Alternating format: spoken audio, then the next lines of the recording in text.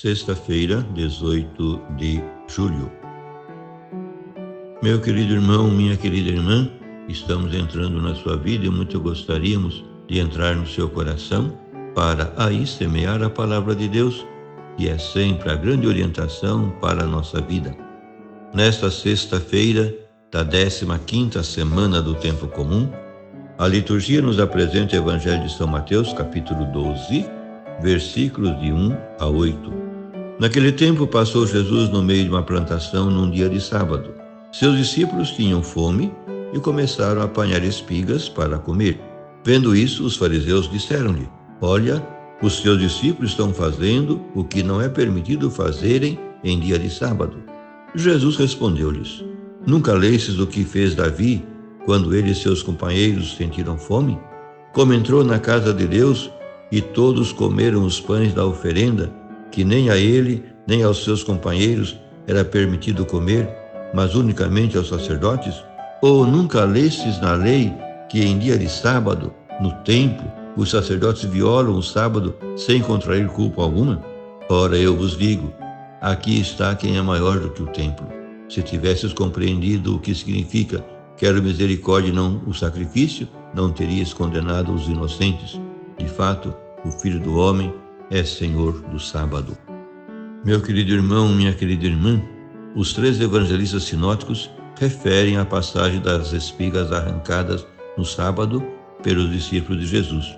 Mas parece ser Mateus, cujo evangelho hoje lemos, o que apresenta a versão mais primitiva do incidente, pois escreve para judeus sobre uma questão judaica.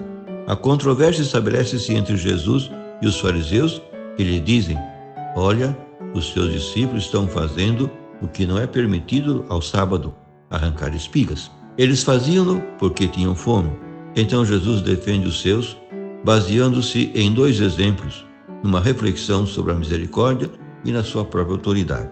Apela, em primeiro lugar, ao exemplo de Davi, algo que tem aplicação a qualquer lei, e não só à do sábado.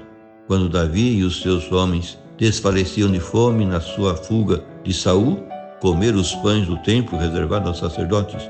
Do mesmo modo, acrescenta Jesus, os sacerdotes podem violar o sábado no serviço do templo sem incorrer em culpa, pois eu vos digo, aqui está quem é maior que o templo, conclui referindo-se a si mesmo. A esses 2 exemplos acrescenta Cristo uma reflexão. Se compreendesses o que significa quero misericórdia e não sacrifício, não condenarias os que não têm culpa. É um ataque aos impiedosos fariseus.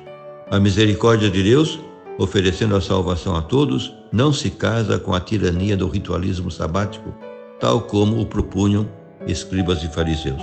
O terceiro argumento de Cristo para defender a conduta dos seus discípulos remete para a sua própria autoridade, da qual eles dependem e participam.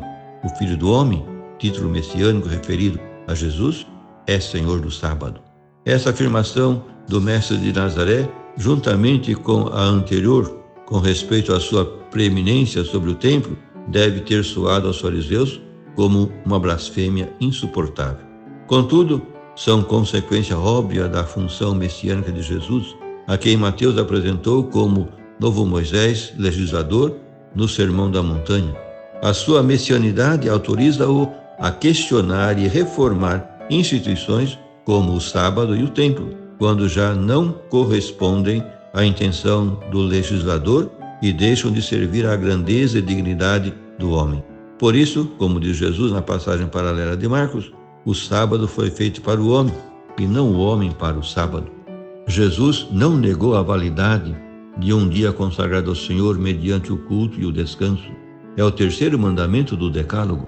Mas o domingo cristão, que celebra a ressurreição de Jesus, veio preencher o sábado judeu, libertando-o do formalismo estéril e da minúcia casuística.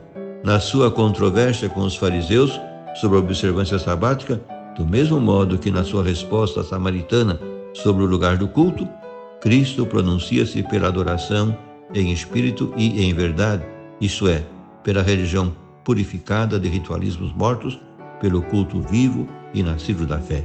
Por fim, rezemos.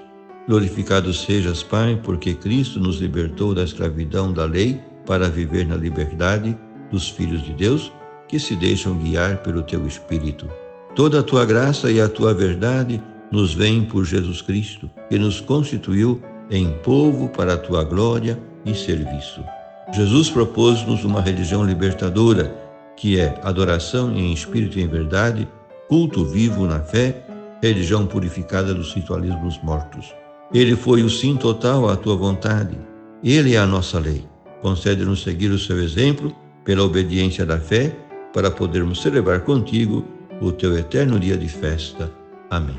E a você, meu querido irmão, minha querida irmã, que me acompanhou neste encontro com a Palavra de Deus, desça sobre ti a bênção de Deus Todo-Poderoso, Pai e Filho e Espírito Santo. Amém.